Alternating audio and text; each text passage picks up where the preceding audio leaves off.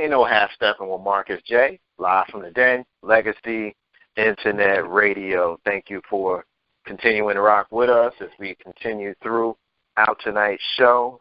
It is January 15, 2018, which is the 89th birthday, or what would be the 89th birthday of Reverend Dr. Martin Luther King Jr., who we celebrate today on the national, federally recognized MLK Day here in the United States of America since the early 80s.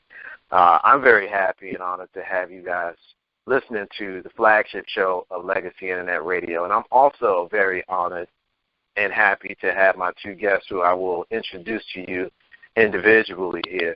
The first brother you hear quite frequently here on much of our programming here on Legacy Internet Radio, particularly on this show.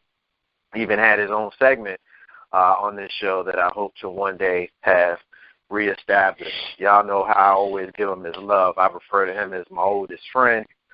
We've been boys since I was 3 and he was 2. This is my man, my brother, my partner, my friend, Skate Up on the live line. What it do, homie? Peace, peace, peace. What's going on, family? Chilling, man. You doing all right today? Yeah, man. Just glad to be in the service, as they say. One more time. One more time, bro. One more time. One more time. Well, that's what it is, brother. I'm glad to have you. My next guest, who I have on the live line, is making his Ain't No Half Step on Marcus Day debut as an official guest on the show. You have heard him before because he was a participant in our Star Wars podcast. And, I always refer to K-Dub as my oldest friend, but this dude is my best friend in the world as well. And the three of us grew up together in Jersey City, New Jersey. We call ourselves something that we're not going to say on the air, but this is my man, my brother. This is the pretty boy. What it do, Damon? What's good, kid? How you feeling today, bro? Outstanding, man. It is an absolute honor to have you on the show, and it's even more of an honor to have the two of y'all on the show with me for the very first time. The first time the three of us actually did something on radio together. I've done something separately with y'all individually, but the band is back together, man. How you feel about that, pretty boy?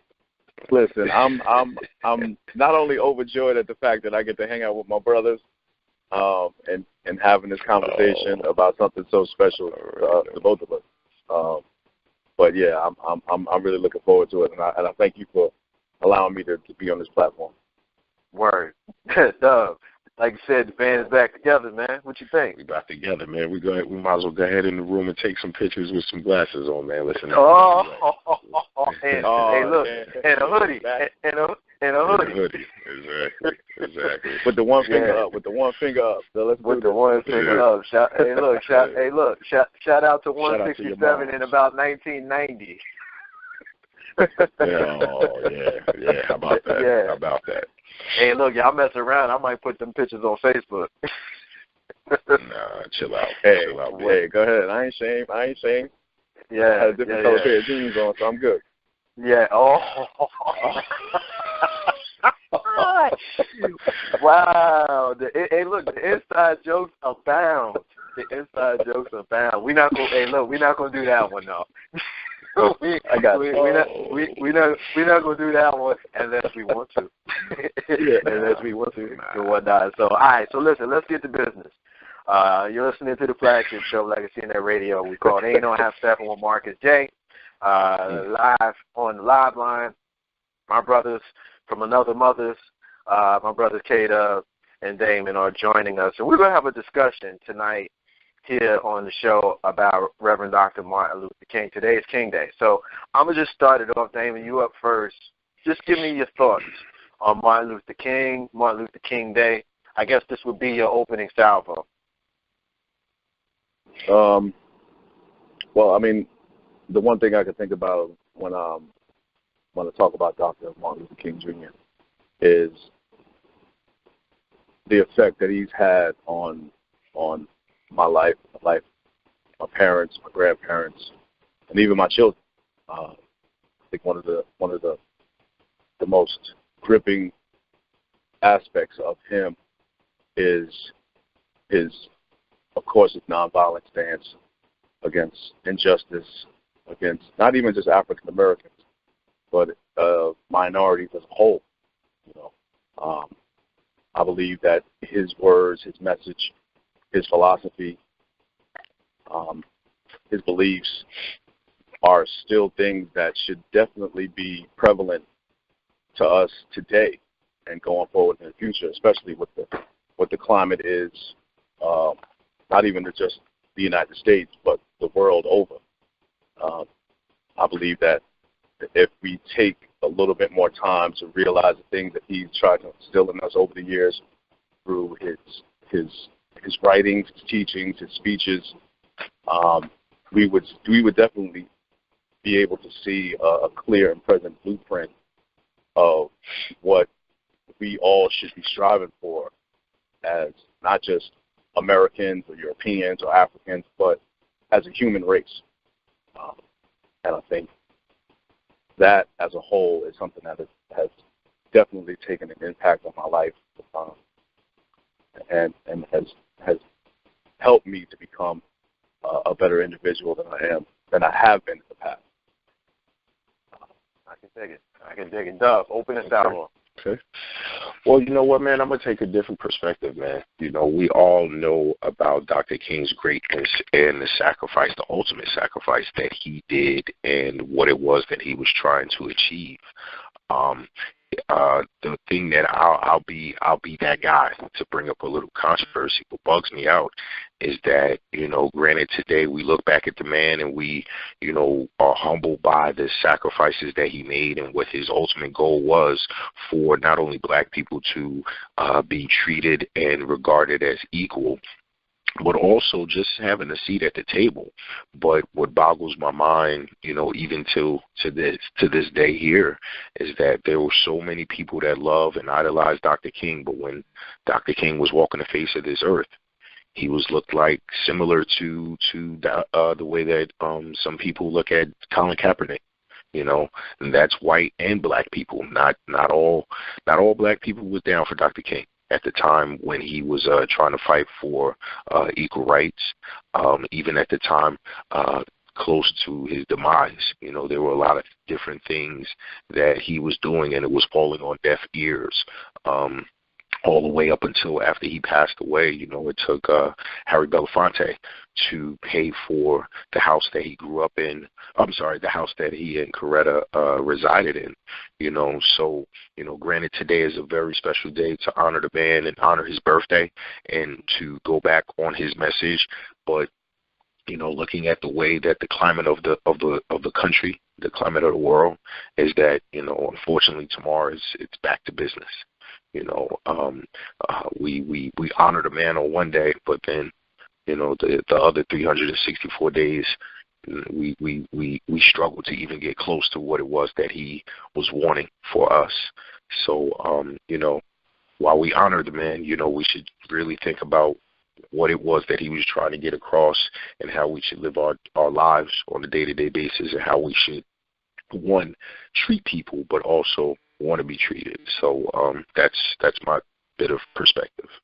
No, I can dig it. I appreciate it. I mean, when I look at Martin Luther King, I think about when we were young boys going to Lutheran parochial school, Dove and I and Damon. I can't remember the school you went to up there in Bergen, but when we were children, we would do these projects, and we would talk about his words, I have a dream, and we would talk about how he was nonviolent. It was always these things that were attached to him. It was never, and I guess that's the case when you're a young person, but it was never delving into who he was as a man. And it wasn't until I got older that I began to really try to understand him as a man and what it was like for him to make the sacrifices that he made. Because if you study him, you know that his ultimate plan was to go to school and then come home and take over for his dad at Ebenezer Baptist Church. That was his plan. His plan was to be a preacher. That's all he wanted to do. And circumstance in life is what led him down a different path. I think it's a great lesson that we can all learn, because you don't know what your path is going to be until you start walking down it. You know what I'm saying? The great architect could have something completely different set aside for you than what you have set aside for yourself. And so that's one of the great, great lessons that I learned from him. And also, you know, to pay attention to more than just the words of a man, to pay attention to his actions, because this was one who basically lived it the way he said it. This was not a rich man. You know, Doug alluded to it a minute ago. This was not a rich man. This wasn't somebody who was making cash or for doing what he was doing. He was doing this for the people.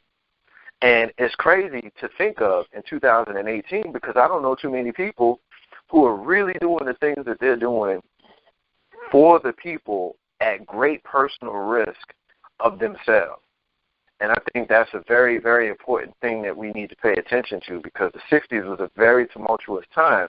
And when you start looking at the people that we lost, from Medgar Evers to the Kennedys to Malcolm X and then, of course, Martin, and in the decade to 1968, you know, that was a time where the whole mentality was completely different than what it is today. And I think those of us who obviously weren't there, who study it, we can take some great lessons from that. Which one of y'all, was that Doug jumping in? Yeah. What I was going to say was that, you know, the one thing that those individuals that you named and their demise, what I would say is, and, you know, if I'm wrong about this, I do apologize. I don't mean to ruffle any feathers, but I think that through those individuals' deaths and even the character deaths that were suffered by individuals that was, you know, put on by the government, I think that those particular deaths in the 60s basically pushed or allowed us to kind of be scared, for less of a better word, you know, from that particular point. Because, you know, if you notice, we kind of lost a number of the quote-unquote, and I'm using quotation marks, leaders that would push us forward. You know, a lot of individuals saw that, hey, if you speak too loud or, you know, you ruffle too many feathers, either you're going to suffer a character death or the physical death. And, you know, unfortunately, I think that those particular things that happened in the 60s kind of pushed us back a couple of pegs. Yeah, no, I definitely agree with that. Damon, I want you to jump in here, kind of address a little bit of what he's saying, but kind of add this piece to it. The 60s basically saw a dearth in black leadership. Now, you did have people like Jesse Jackson, who was a confidant and contemporary of Martin Luther King, rise from those ashes, and some would put someone like Al Sharpton in that same category. But I guess the question that I'm asking is, do we as black people need a black leader? Do we need a black messiah? Do we need somebody to be out there pushing our agenda forward, or is that something that we as individuals can do ourselves?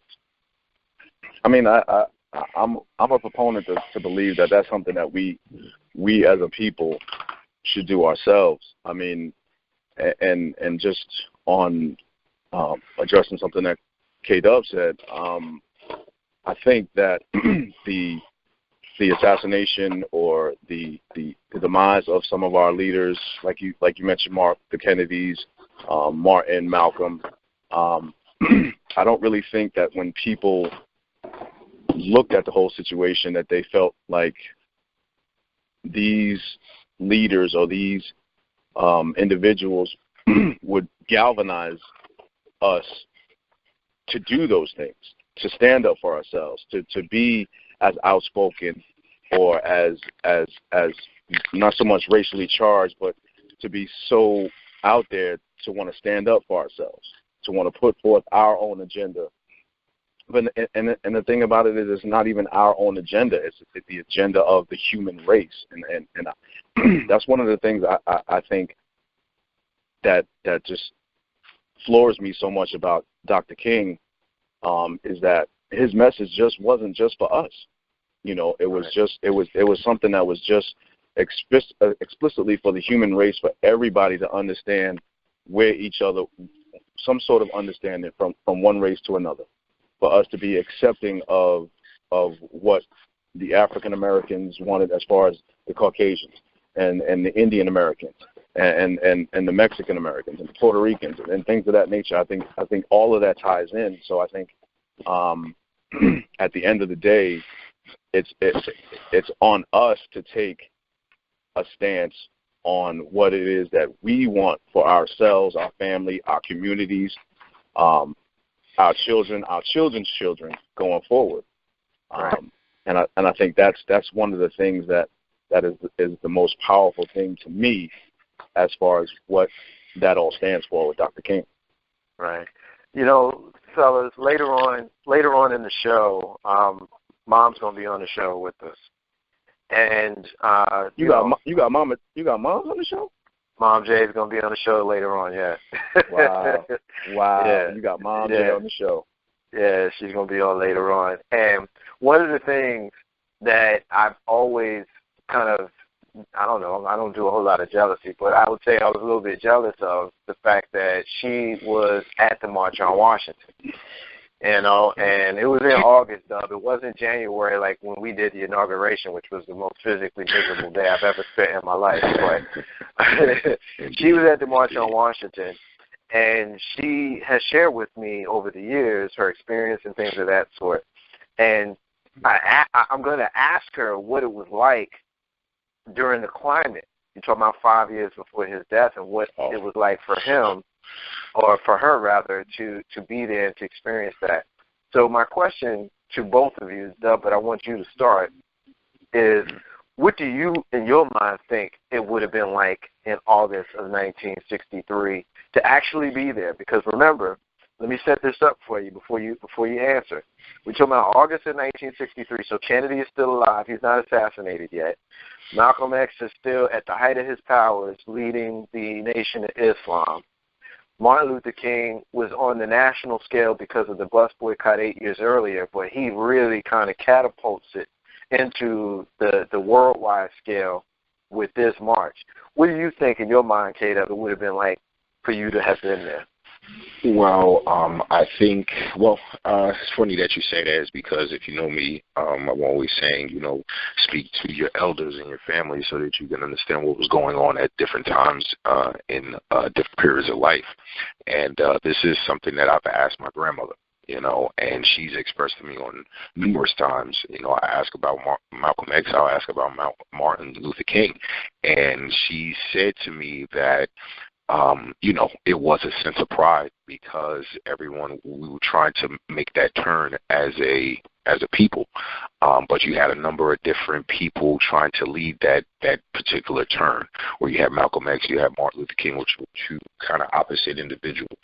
I do remember my grandmother telling me that there were some people in the black community that thought Malcolm X was straight crazy because he was talking to these white people like that. And then you had Martin Luther King.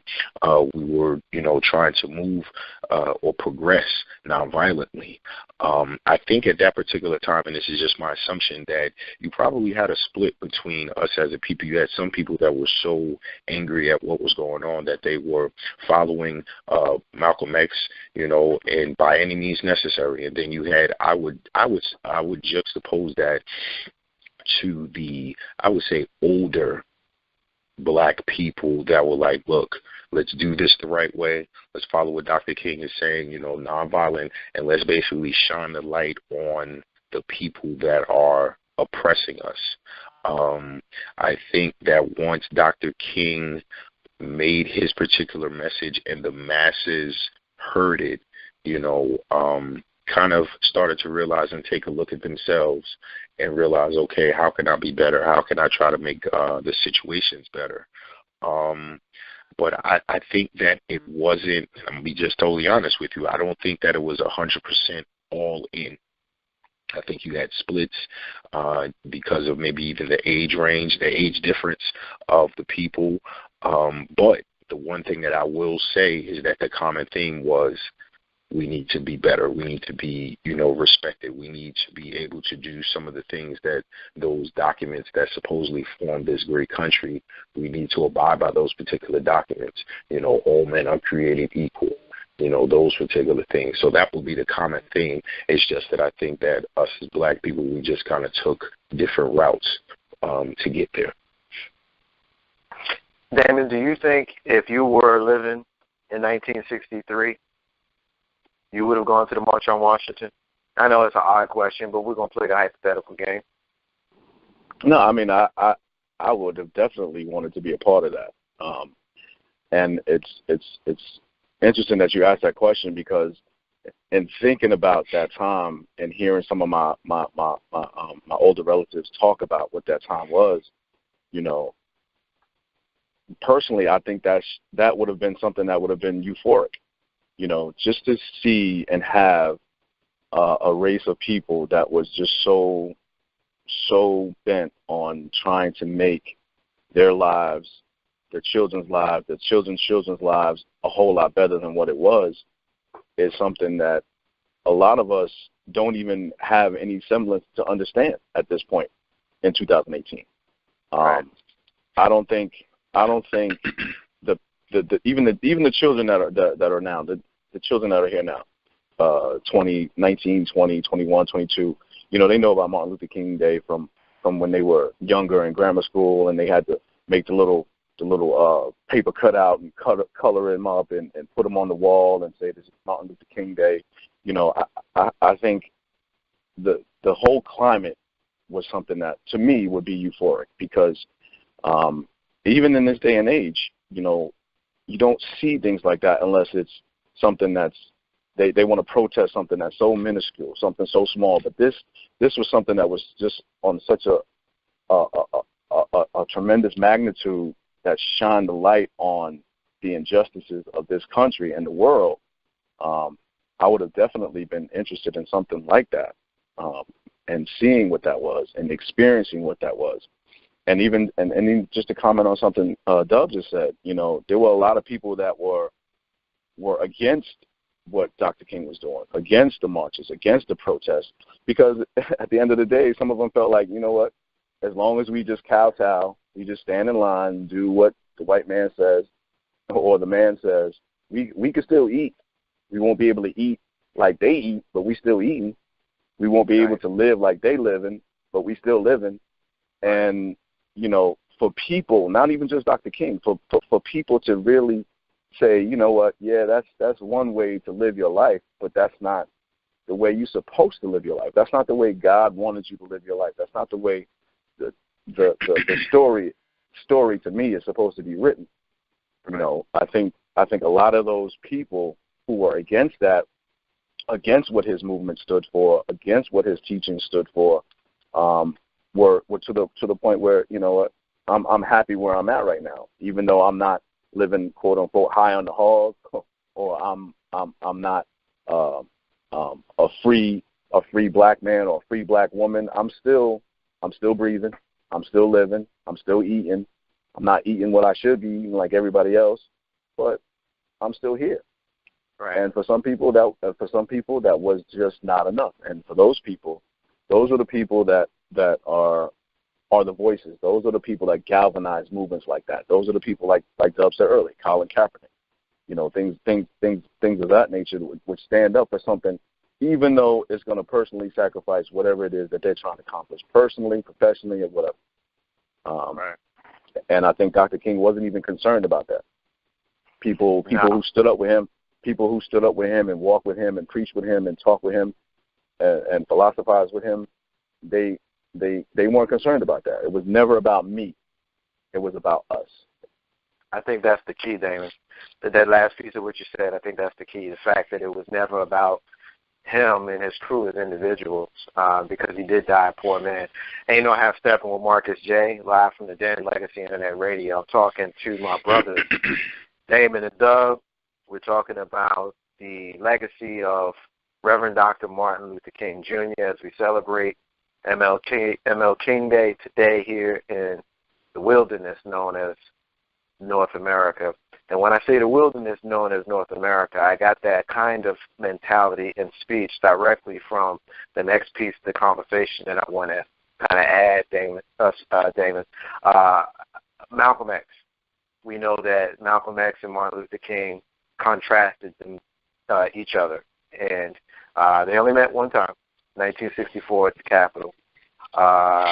But they had some very, particularly coming from Malcolm, strong rhetoric going against each other. What's your thoughts on how they contrasted each other? Do you think it was productive to have both at the same time?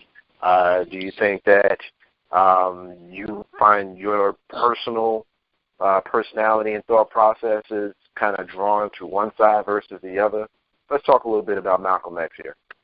I really don't think you can really have a civil rights movement without both Martin and Malcolm, because Martin spoke to a particular sort of people. I don't want to say sort of people, but he talked to a particular group of people, and so did Malcolm. Malcolm was he was a galvanizing force in this movement, and I felt like Martin needed Malcolm and Malcolm needed Martin. That's at the end of the day. I think that at the end of the day, they both needed each other, because you can't have complete unity if there has to be some bumps in the road, and you have to actually be able to just plow through these bumps on the road. And I think in their own way, they both did that. Martin, of course, was nonviolent. He was talking about the racial injustices of the South and what was going on in America, and different ways that we as a people could fight through those and still be looked at as American citizens, strong Black American citizens. And Malcolm, on the other hand, wanted the exact same thing, but his method about doing it was not nonviolent. And I think the way that Martin and Malcolm talked to their different constituents, that they talked to their followers, it was necessary at that time for both of them to be where they were, to be in that point in history, to point out the things that were going on. Because, like you said, the people that were for Martin were stone cold to the point of his teachings, and they wanted to follow him the way he wanted to do it. And Malcolm's people were the same way with him. And I think at the end of the day, they both understood the other's point of view. They both understood the other's reasoning for what they were doing and why they were doing it, even though they went about it a different way. But I think they were both necessary at the end of the day to get us where we are at this point. All right.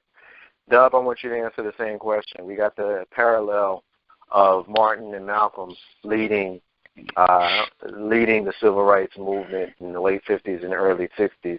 Do you think that the two of them were necessary to have at the same time? And are you personally more drawn to one versus the other? Absolutely. I think that, like I stated before, both were trying to get us to a particular goal. It's just that one used one way, the other used the other way. But again, it was a common goal. I think that for Martin, it was more of your church folk, your elderly, your older individuals that saw that was the way to go. And what I also saw was with Malcolm, you're more militant, you're more, aggressive. Hey, listen, we're not going to ask them for it. We're going to take what we want. We've been asking for all these years, and they haven't given us anything. So we're going to go out there and take what's ours. And if you don't like it, we're going to smack you in the mouth and do what you got to do. So I think both were needed. Both were needed at that particular point in our struggle, similar to what I said earlier in regards to my grandmother. She said that a number of people thought that Malcolm X was crazy, but the craziness of Malcolm X allowed those particular people that followed him to come to the forefront and actually make things happen. So I think both were needed for us as a people. Yeah. No, I would agree. To answer the question that I posed, I don't. I looked at them almost kind of like yin and yang. You know what I mean? Two sides to the same coin. That coin, right, of course, being a positive for us. But I don't think that either one of them was negative. I think they were both very, very necessary, particularly when you look at how Dove just explained it. I mean, you were spot on in the analysis of the church folk and particularly older folk that would be folks who would be more drawn to Martin Luther King. He was calmer. He spoke a little bit more of a language that they can relate to. I don't know that older folks in that climate were interested in having any kind of confrontation with white folks and the oppressors and the enemies at the time.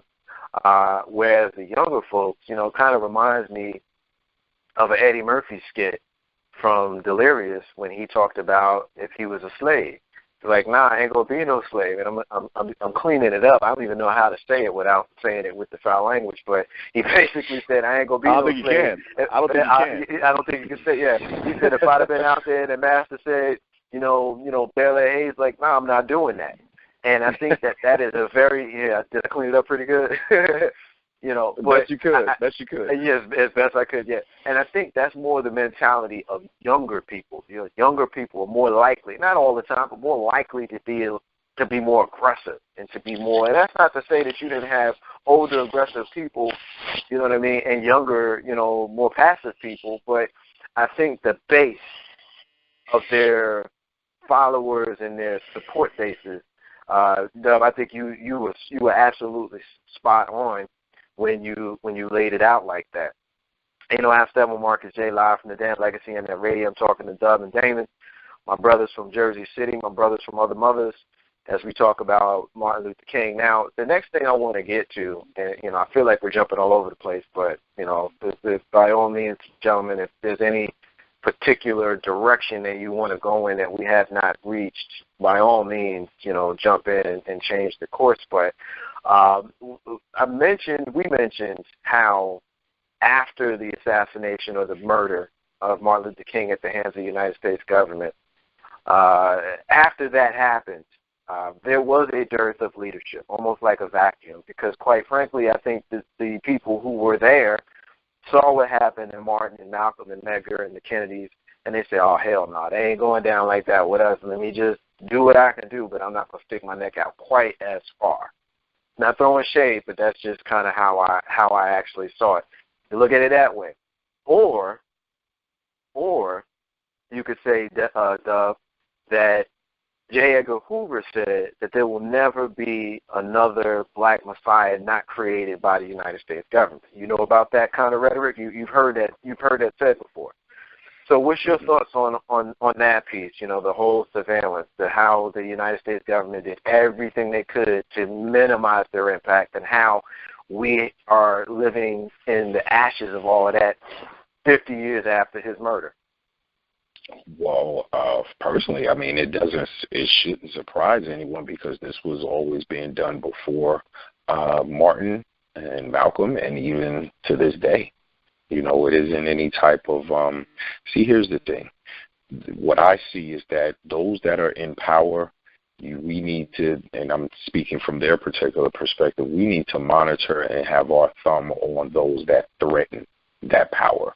So they're going to do whatever it is that they can do to monitor and keep that power within a certain diameter. And someone like J. Edgar Hoover, was the leader of that particular movement. So I'll just say that, this was being done before Martin. And I would venture to say even years down the line after our demise, we'll find out that this is what's going on currently. I mean, this is just, and here's the thing. You don't even have to be a black person to have the government monitor what it is that you're doing. Let you be about the improvement of life for poor people in general. And, this will what's funny right now is that I'm sitting here and I'm speaking to you guys, and I'm looking at the King celebration here in Atlanta, and they got, I won't be disparaging, but they have our head of HUD at this particular service, and I just feel as though, and this is just me K-Dub speaking, I just think that that's kind of disrespectful, man, because you're part of a group of people that do not want to see the advancement of another group of people, more so poor people, but yet you're sitting up here honoring Dr. King, but yet your actions and the people that you affiliate yourself with is not about that. This is the same thing that I'm talking about, man. It's about, not wanting everybody to get that piece of the pie. We got this dude in Washington, and granted, he says all of these particular things, man, but we all know what it is, man. Look at the comments that was made just last week, But I know I kind of rambled and went around it, but let's look at it like this. It's not only just here in the United States. Keep in mind why Muammar Gaddafi was assassinated. It wasn't because he was a bad leader or anything like that. It was because he was about to make a ripple in the world in regards to the financial stability, more so of the United States. That's really all it was. That's really all it was. So anyone that comes in and want to disrupt the matrix or disrupt the system, we have to find a way to either discredit them or get them up out of here. Yeah. Well, history proves that. Well, just to kind of validate the point you're making, there are some folks who are very clear that when Kennedy decided that he wanted to change the Federal Reserves, when he basically punched his ticket, so just knowing what you're saying about how those folks who rise to a certain level of prominence and trying to help people who are not in the 1%, because that's ultimately what this is about. You know what I mean? The 1%, no matter who you are and how you are a part of it, those are the people that are trying to protect their existence, their place. And you can't have, rich people unless you have poor people. And Reverend Dr. Martin Luther King was working to make it so that poor people, black in particular, had a level of respect as well as prosperity. Damon, I want you to jump in here and kind of jump in on this point with regards to how the United States government was implicit, or I should say complicit, in the demise of Reverend Dr. Martin Luther King. What's your thoughts on that? Well, I think it all stems from upsetting the status quo. I mean, let's not be delusional in the fact of why black people were brought here to this country in the first place. We weren't here to make valuable contributions to their society.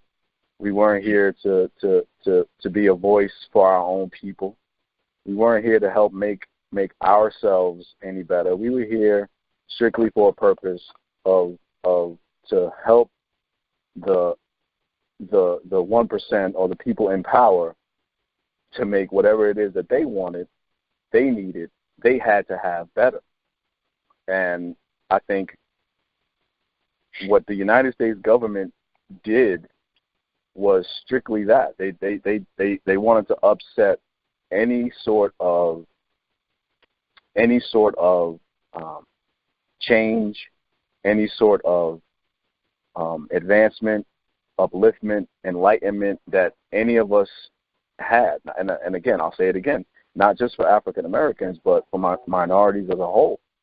And I think whenever you have, and just like you said, Mark, just whenever you have a race of people or particular people that are in power, they don't want the status quo upset because they're wondering, what is it taking from me? What is it taking from us?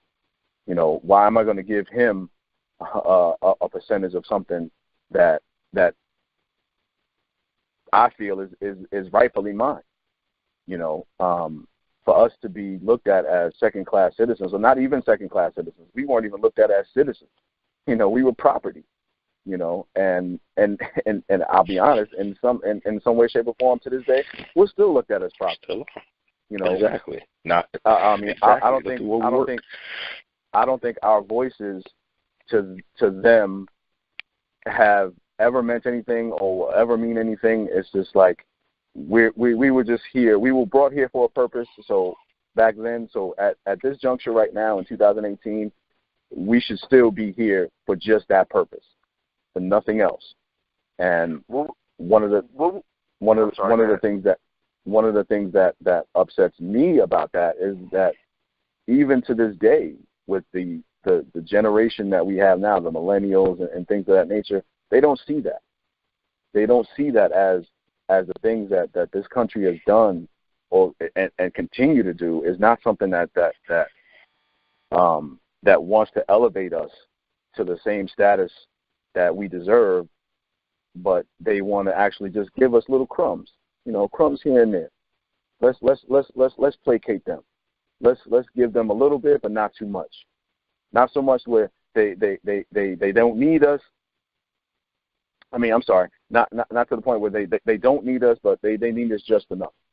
You know what I mean? And I think that's one of the things that's just so disgusting about the treatment of minorities in this country and the world abroad is that you cut me, I bleed red, just like you.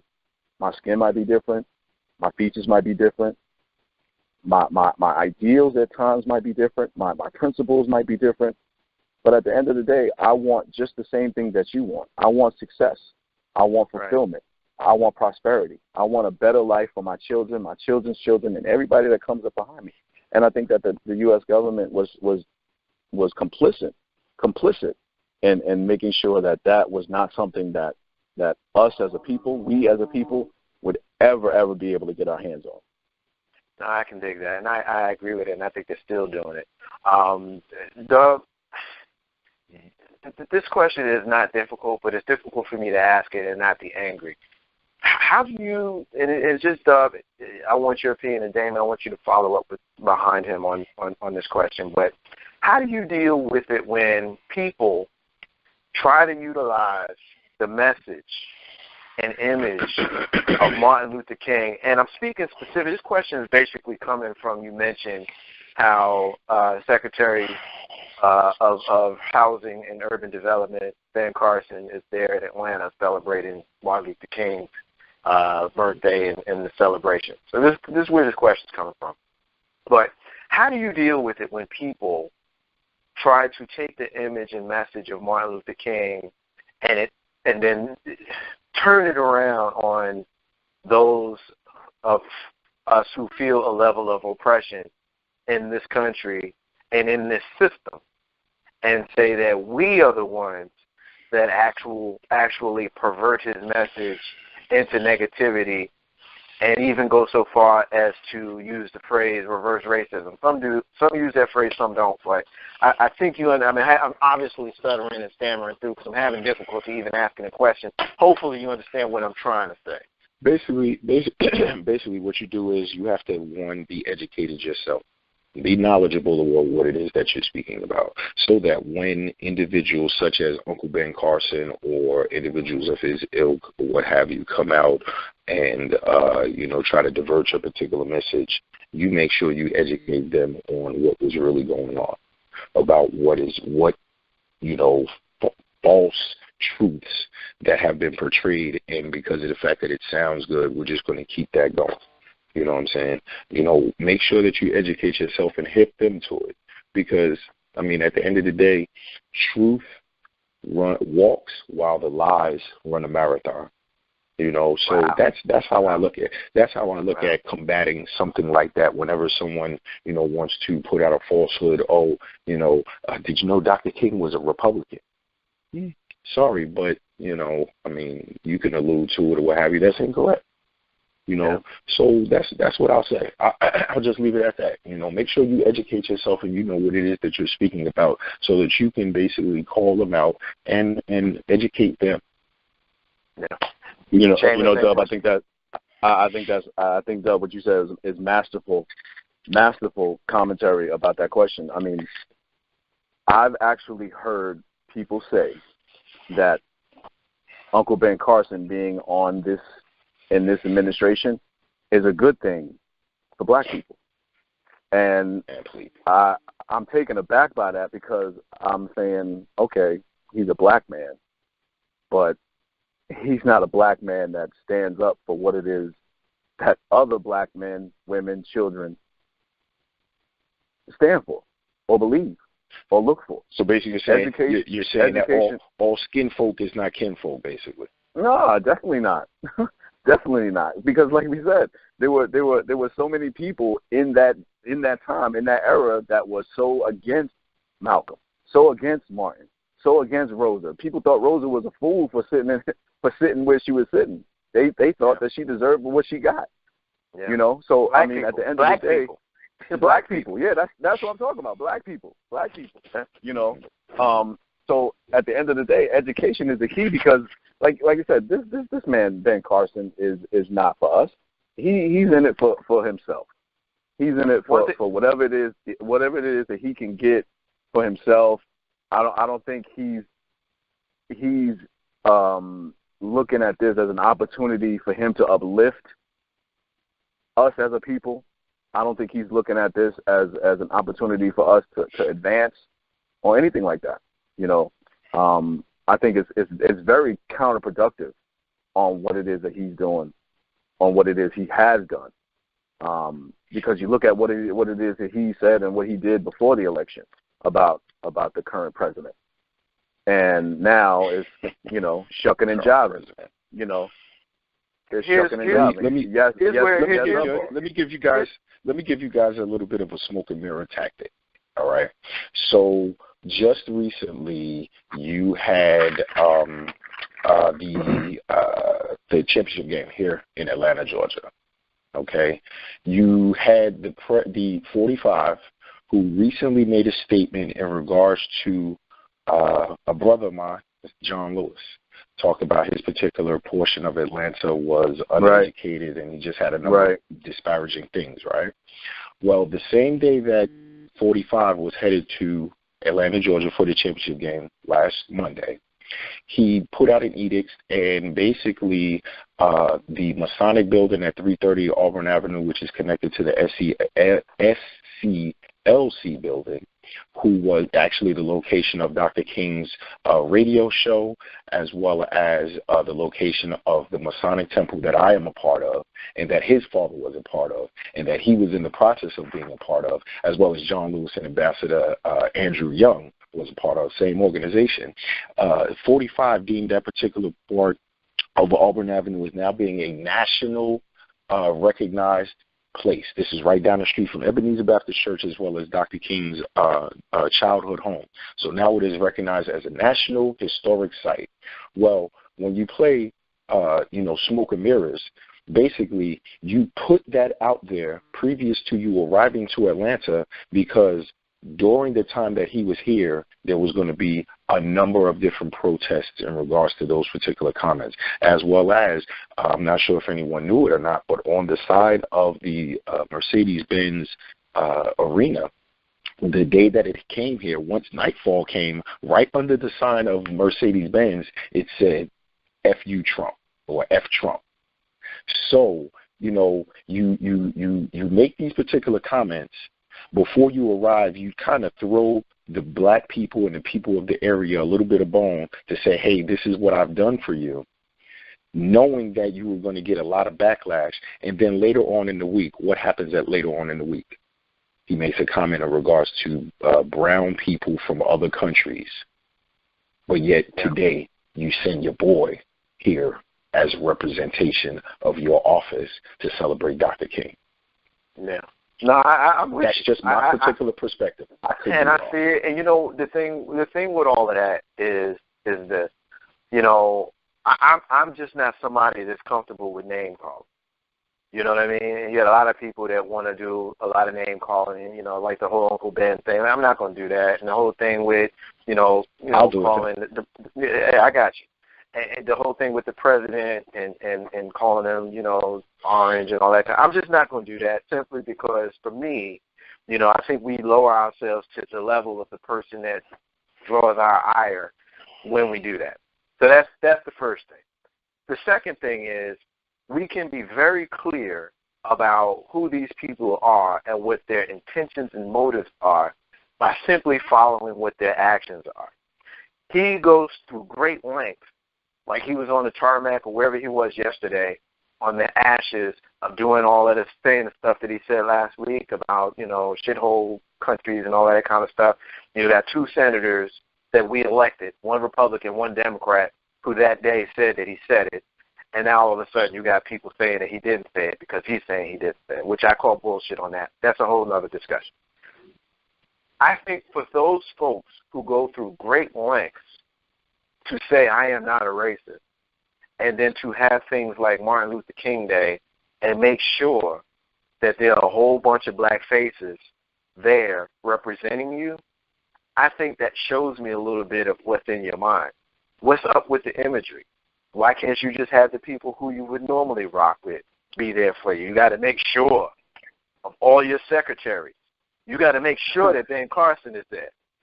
Why? So you know because he's black. You got to make sure that he's there. Oh, let me finish this point. Go ahead.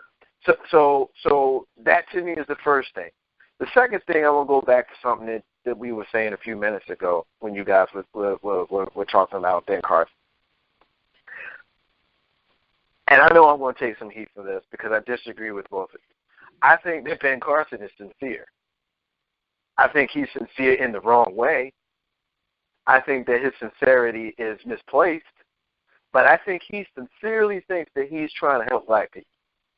And I think that a lot of them, a lot of times, are that way because we have to remember that conservative principles, if you simply look at the principles, are not necessarily adverse to black people. The problem is the people who hold those conservative principles oftentimes hold racist mentality. History has taught us that, especially when you look at the history of the Republican Party, juxtaposes it with the history of the Democratic Party and how there was a switch in ideology. There wasn't a switch in the conservative principles versus the Democratic liberal principles. The switch was who held them. So I think we have to be mindful of that because I think when you look at somebody like Ben Carson, I don't think that he's someone. We can call him Uncle Tom. First of all, Uncle Tom is the wrong term. And every time somebody says Uncle Tom, I get mad because it tells me that you don't know what you're talking about. It's Sambo. People, it's Sambo. When you want to disrespect a black person by calling him an Uncle Tom, it's not Uncle Tom. It's Sambo. That's the first thing. So if you want to call him a Sambo, you can call him a Sambo. But I just don't think that Ben Carson is okay. You call him Uncle Ben, But I don't think that he's somebody who is anti-black. I really don't. I think he's tired. I think he's sad, and I think he's aligned himself with the wrong people. Go ahead, Dan. He works for this guy, right? He works for this guy, right? He works for this guy. He works for the government, right? Tell me what he has said, if anything, in regards to anything that's been disparaging against black or brown people since Trump has been in office. Can anyone tell me? I don't think he has said anything. Okay. I don't think he has said anything. I don't think he said anything against. He hasn't said anything. He hasn't said anything for black people as a whole. But just to touch on something real quick before I forget, it's like the whole thing of blackface. It's like the whole concept of blackface. Because look at it like this: they used to have all of these white entertainers, these white musicians, and all this other stuff. They wanted to try and I don't even want to say assimilate or try and understand for us to understand where they were coming from. But it's tantamount to just putting a black face in front of people and making it seem like it's okay, or it's just fine. We might be making fun or whatever, but at the end of the day, this is what it is. And for me, Ben Carson is to me a wolf in sheep's clothing. He's a wolf in sheep's clothing. I can dig that. Let me just say this, because in all actuality, this man went through great lengths to disparage anything Donald Trump had to say. Anything. He was not for anything Donald Trump was saying. He was vehemently against anything Donald Trump was saying. And then once he bowed out of this election, he was gone from the election and running. He was more than happy to be in this administration to try and bring forth what agenda? What agenda for us?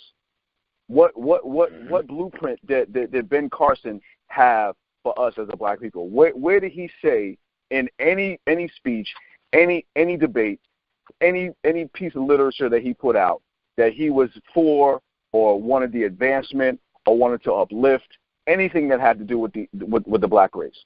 Nothing. Now here's where here's where y'all probably going to jump on me, because I've always been of the opinion that we don't necessarily need a black leader if we as the people do what we're supposed to do. And so we're the only community of people that think that we're supposed to have people in certain places with the fist in the air saying this is for the people. That's why you have so many people who, and I do want to save a little bit of time to get to Barack Obama with regard to Martin Luther King, because I don't want to spend too much time on Trump and Carson. So I'm going to make this point, then Doug, you make your point on this, and then we're going to move on. But I think we spend a lot of time expecting people in certain positions to hold their fist in the air and carry the black race.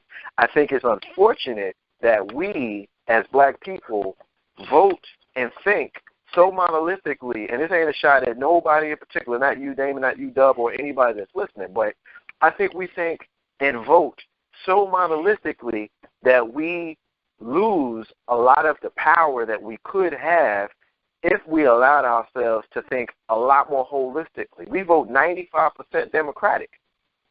We vote 95% Democratic because we've got it in our minds that every single Republican is a racist. Every single Republican is not a racist. Now, I'm not a Republican. I never would be one. I would never be one. I'm a left-leaning independent. But I agree. When I look at somebody like Armstrong Williams, who I love and respect, who loves and respects Ben Carson, and so I have to wonder, why do you love and respect Ben Carson? I've taken the time to listen to Armstrong Williams, and I've taken the time to listen to him when he's had Ben Carson with him. And just others. Now, when you go on TV and you say stupid stuff, that's one thing. But if we're specifically talking about principles that are more conservative, I think that we would be wise.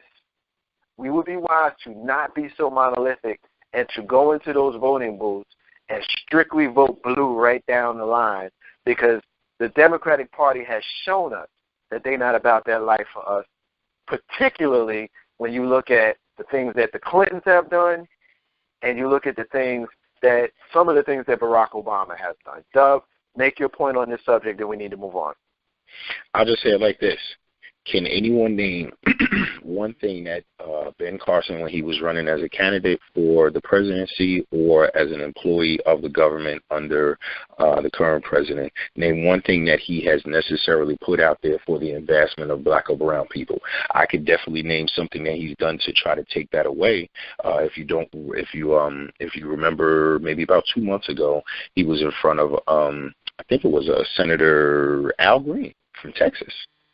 And he couldn't even state what it was that they were taking away from the housing development program that was basically going to be the detriment of the number of black, the budget. Exactly. The budget for black and brown people. You and he tried to make it things that are No, you're good. You can point to things that he has necessarily done to take away, but I challenge someone, even after this particular broadcast, I challenge you to show me one thing that he's put out there as a candidate or an employee that is for the advancement of black or brown people. But I think a lot of that, Dub, it has to do with the fact of none of that is from his own doing. None of that is from his own volition. He's basically taken orders from his boss and what it is that his boss wants to do. So basically, he's the puppet. Yeah, I mean, in all actuality, he's the puppet in blackface. I mean, yeah, I mean, and don't get me wrong. My thing is this: I respect Ben Carson for his accomplishments and what he's done personally to advance himself as a black man in this country. For him to be a doctor on the caliber, on the level that he is, I give him all the credit. I give him all the credit for all the work that he's put in over the years of him trying of becoming a physician and becoming a doctor and all of these other things that he's accomplished for himself.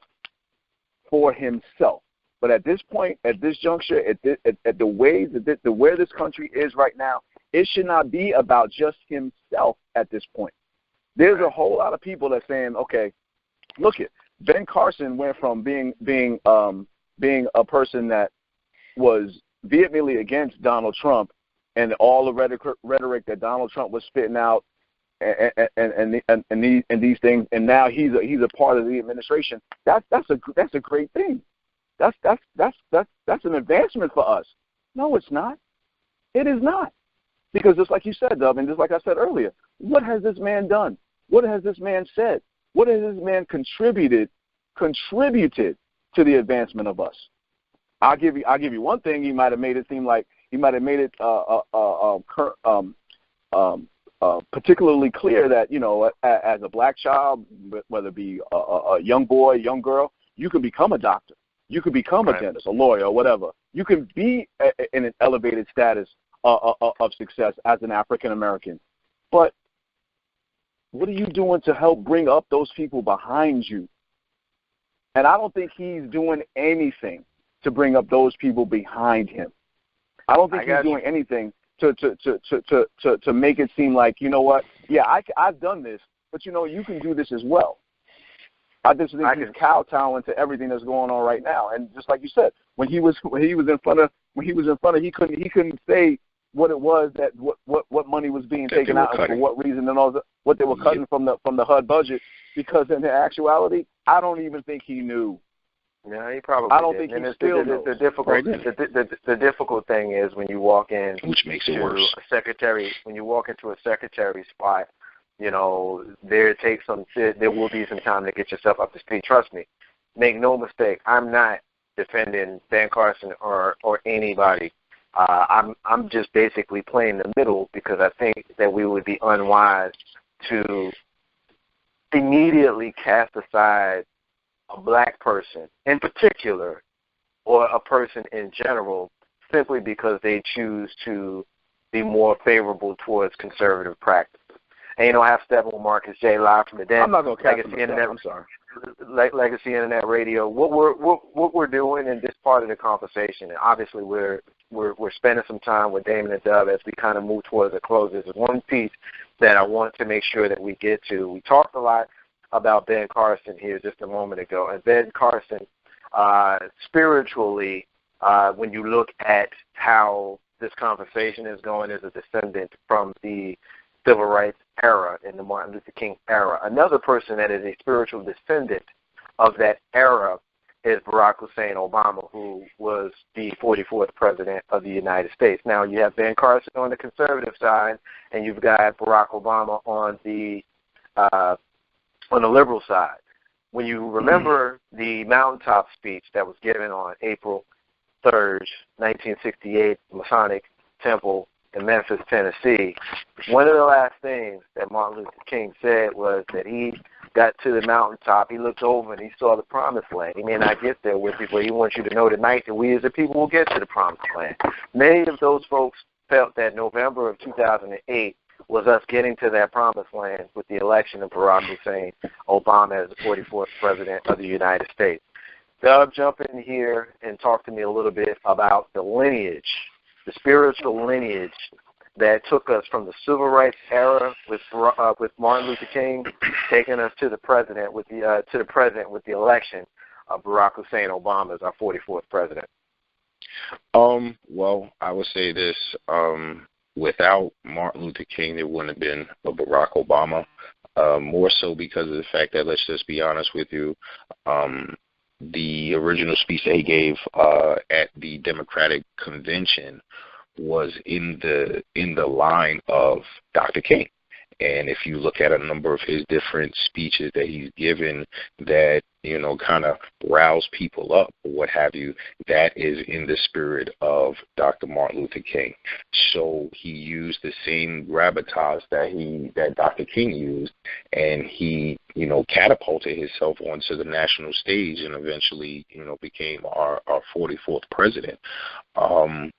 You know, it would have been interesting to see what type of interaction or what type of, I guess you could say, guidance, if Dr. King was still alive, that he would have been able to provide to Barack while he was in office.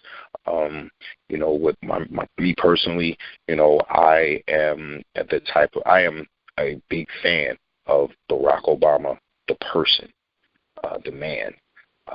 You know, there were a number of things that he did, while in the presidency that I did not necessarily agree with. But, you know, if you take a deeper dive sometimes, you know, it may not even be just him. You know, maybe the strings behind him that may have been put out there. But that's a whole nother conversation.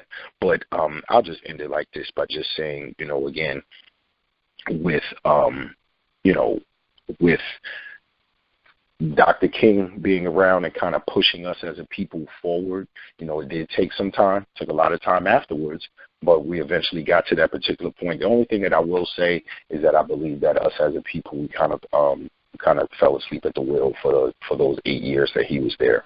You know, it would have been you know, one of the things that Barack did say was, if you want something, make me do it. And there were a number of different people, i.e. our Latino people, that made him do it. There were a number of people that came out there, the LGBT community came out there and they pushed him to do it. We as black people, we just basically took pride with him being the president of the United States, but we didn't necessarily push him to do it.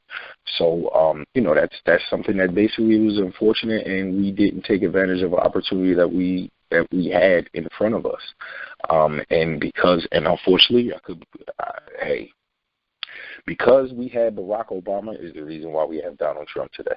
And I'll just end it like that. Excellent point and commentary. Damon, what's your thoughts on the question? I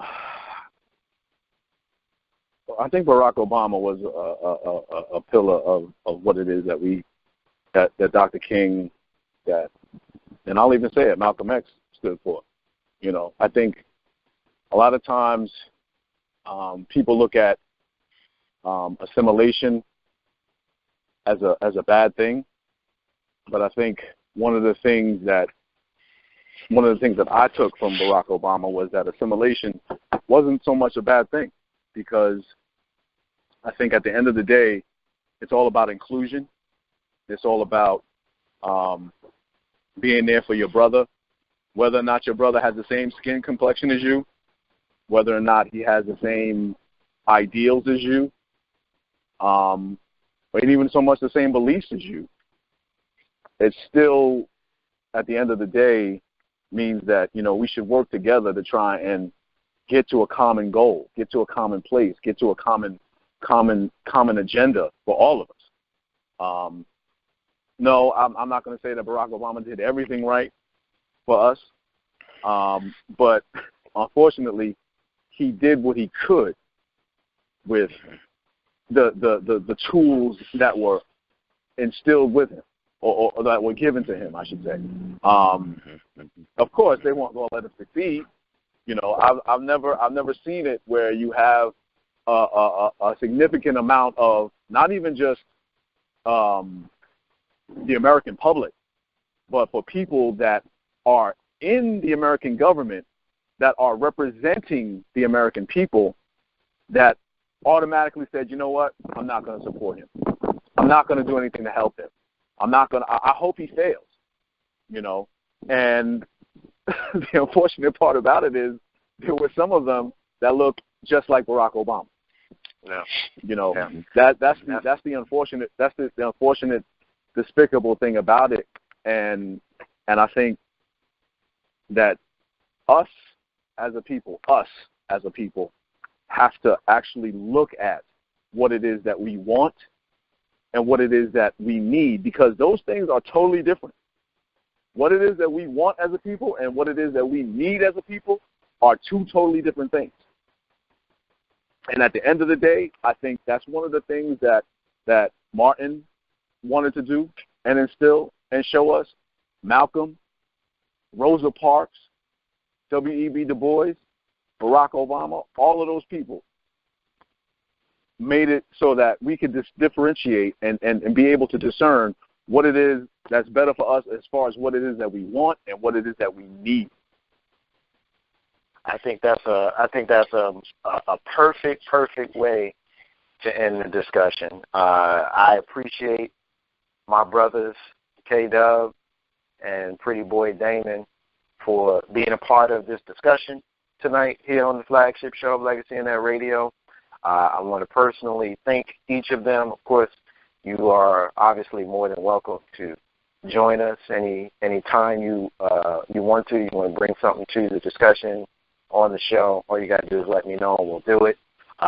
Tonight we are talking about Reverend Dr. Martin Luther King Jr. as we celebrate what would have been his 89th birthday today, as well as we celebrate him in a federal holiday here in the United States of America. So, Damon, thank you, my brother. Doug, thank you as well, my brother. Appreciate you, Kid. Host. Absolutely. I'm your host, Marcus J. Y'all rock with me. I'm rolling with you. We're going to take a break. Come back. We're going to have more of the show. We're celebrating the life and legacy of Reverend Dr. Martin Luther King with words and reflection, special guests, as well as some of his speeches. So I'm Marcus J. You are you, the crew. We'll be back in a few. Y'all stay with us.